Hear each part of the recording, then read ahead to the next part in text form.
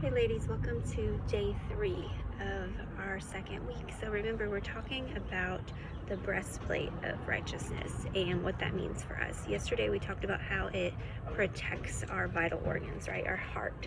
So today we're going to talk about how it is a defensive armor that helps reduce the risk of injury.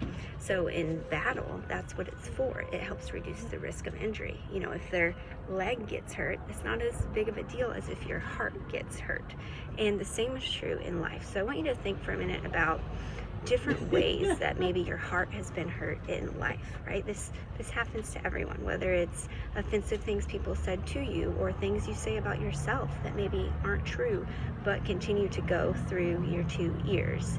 So God gives us the righteousness of Jesus to defend our heart.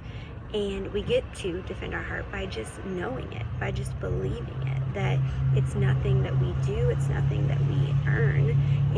So then those thoughts like, I will never be enough, or I'll never measure up, they can drift away, because when we say things like that, it puts it on ourselves instead of on Jesus. It puts it on what we can do, what we can accomplish, and that's not what the righteousness Jesus is about at all. It's a defensive armor for us.